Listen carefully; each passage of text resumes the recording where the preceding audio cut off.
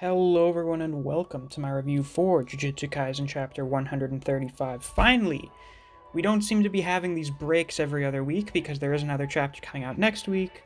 And I'm just very glad that we got another chapter to talk about this week, and hopefully for the foreseeable future not having all of these breaks. I don't mind Gege taking breaks every once in a while. I mean, these were like Shonen Jump breaks for the holidays. So I kind of understand it. I'm not trying to rag on Gege or the other people working at Shonen Jump. It's just, as a fan and as a content creator, it really sucks having to wait so long for the story to progress over like a month and a half. So I'm just very glad that we seem to be back to our normal schedule. And with this chapter, I have several very big questions. Let's see. I have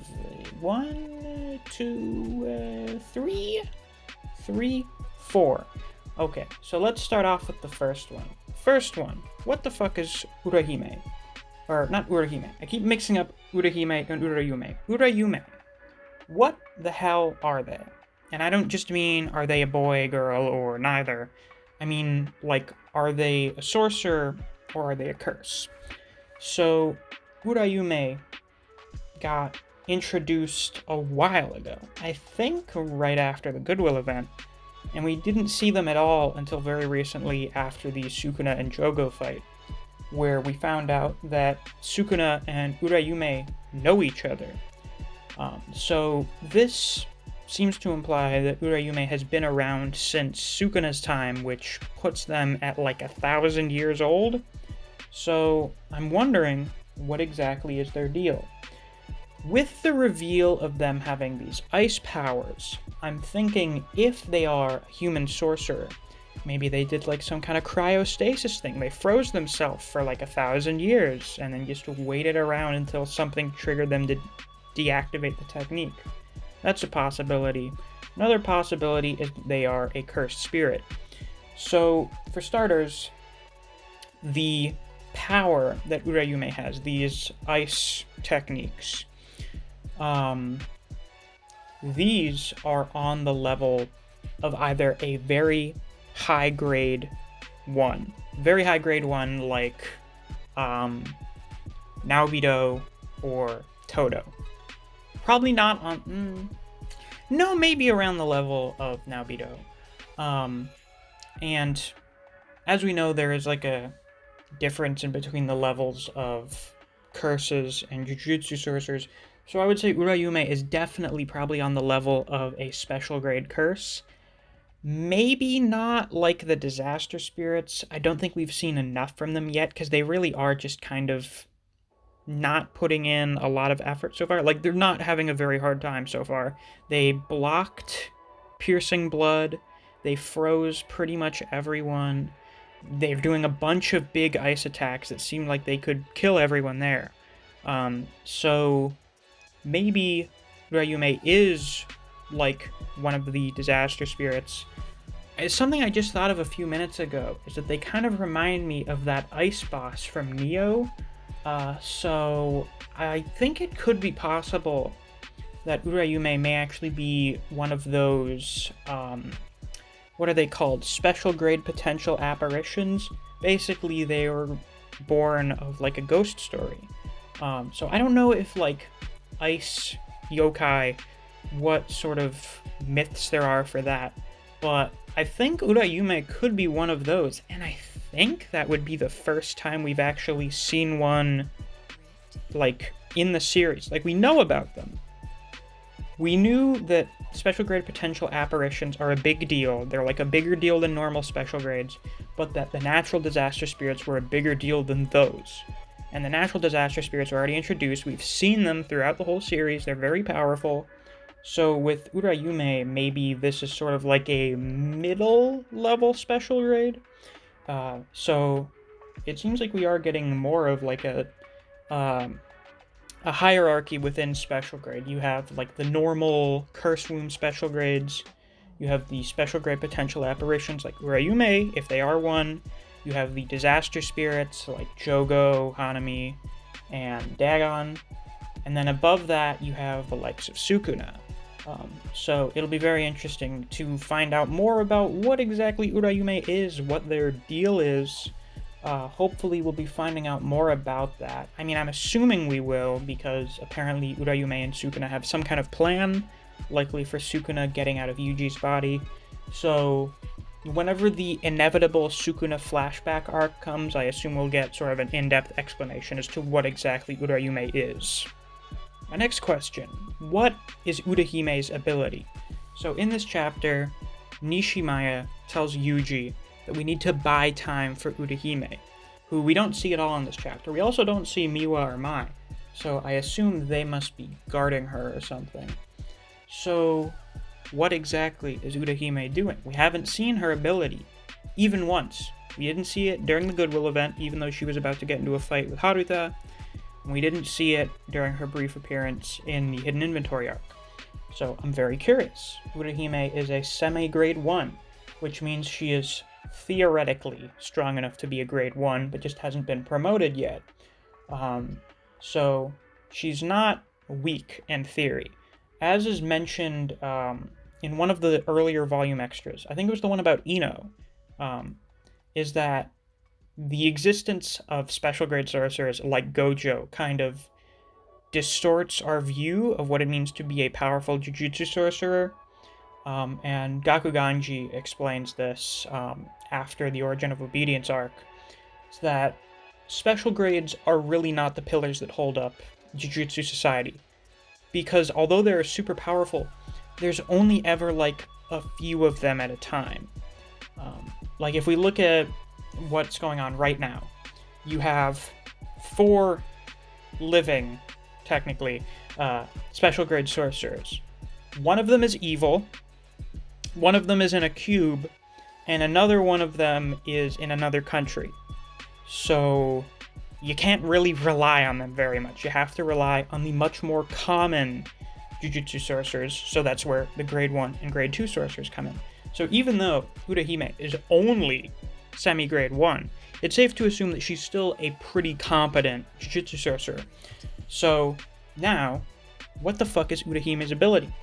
Well, someone in my Discord, or in the comments, I think it was in my Discord, brought up the idea of Urahime having some kind of teleportation ability, which I think is kind of plausible, but I don't know if it's too soon to be introducing all of these characters with teleportation abilities. Like Toto already has one, and then we find out that Yu likely has one, and now Urahime also has a teleportation ability. I don't think so. I think it'd also be kind of weird for the Kyoto students to just show up and then immediately leave, without definitely taking the prison realm.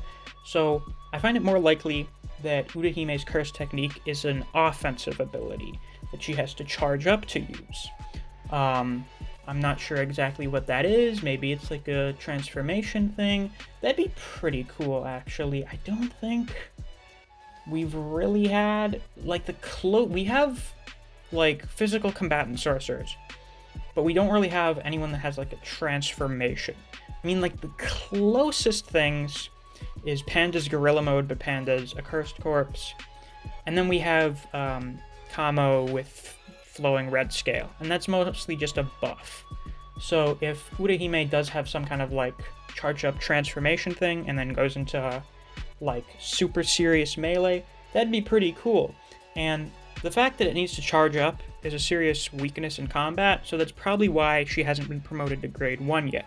So there's your potential explanation for that. My third question is more so a rhetorical one. When the fuck are we going to get an answer on what the deal is with Yuji's memory manipulation, his friend-making ability? Because we actually do get a lot of stuff related to that this chapter. We have Chozo explaining that he can sense when his brothers die, and since he could sense Yuji's death, Yuji is definitely his brother. So, what's the deal with that? The other thing is Panda asking Yuji, like, what the hell is going on? Are you emitting, like, some kind of pheromones? Now Chozo is doing the same thing Toto is doing. What's going on? So, I feel like we're getting really close to some kind of explanation of that. Because now you have other people that are taking note of it, So I think it's very, very likely that we're going to get some kind of explanation of that relatively soon. Maybe not immediately in the next few chapters, but maybe after the Shibuya incident is over. You're going to have Panda and some of the people from the Kyoto school that are like, hey, what's the deal with Itadori just turning enemies into people that would lay down their life for him? What the hell is going on with that? So I think we're going to get some kind of answer for that relatively soon. Now, the big question for this chapter. Where the fuck did Yuki come from? So finally, enter special grade sorcerer Yuki Tsukumo.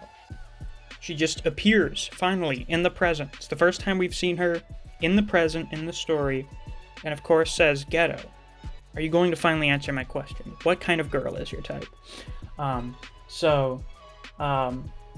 Well, for starters, with my big question, where the hell did Yuki come from? I think the most likely possibility is that someone around Shibuya called Yuki. Because Yuki, as far as we can tell, just kind of doesn't really go on missions. If I'm remembering her scene from the Hidden Inventory arc correctly, she's just kind of a slouch. Or is that a right word? She doesn't really do much. She just kind of dicks around and doesn't go on missions, which doesn't make her the most reliable of the special grades. It's another reason why they're not really the pillars that hold up the Jujutsu world. So I find it more likely that there was someone in or near Shibuya who was like, hey, Yuki, shit is getting really bad. You should come here right now.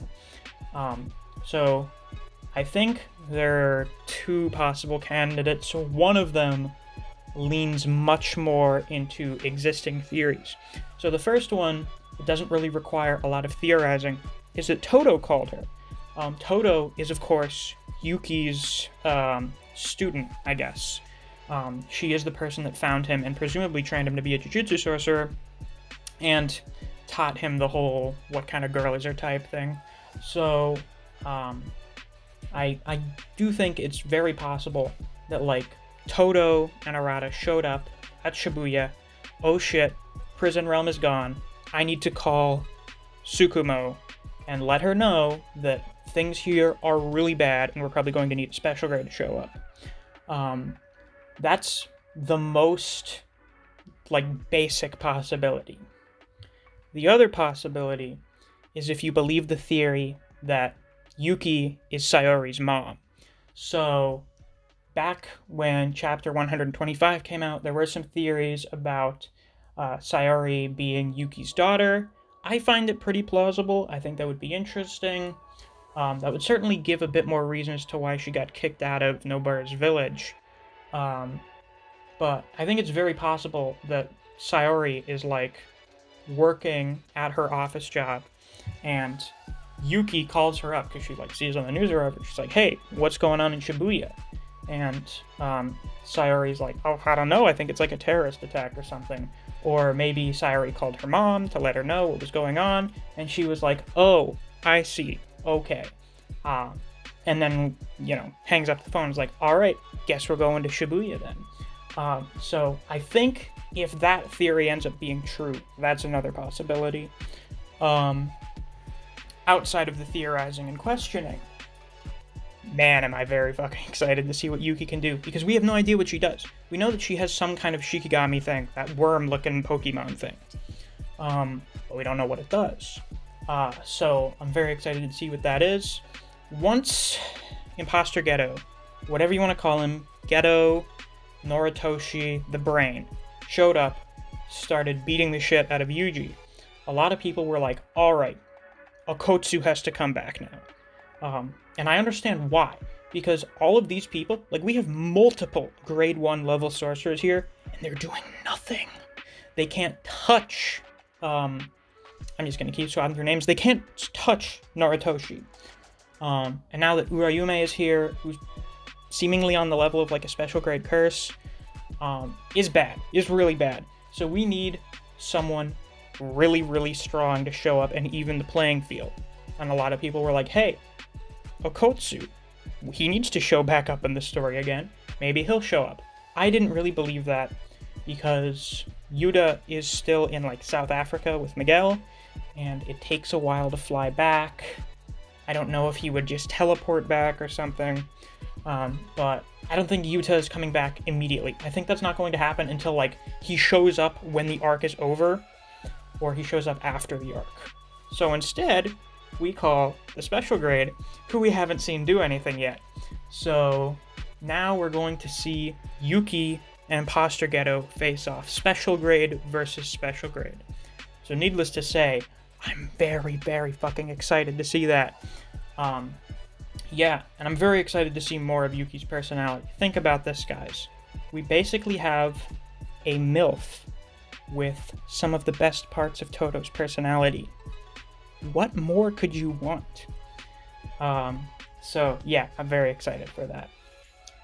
If you enjoyed this video, please be sure to like, comment, subscribe, and click that notification bell so you don't miss any of my uploads. I do Jujutsu Kaisen chapter reactions and reviews every week. If you want to see my reaction to this chapter, I just uploaded it a little while ago. If you enjoy other series such as Record of Ragnarok, Black Clover, and Kengan Omega, I do videos in those series as well, so if you're interested in those, you should definitely check out my channel. If you enjoy discussing Jujutsu Kaisen with other people, or you just enjoy the content I produce on this channel, I highly suggest you check out my Discord server. I have a link to it on my channel. Thanks for watching, and I'll see you around.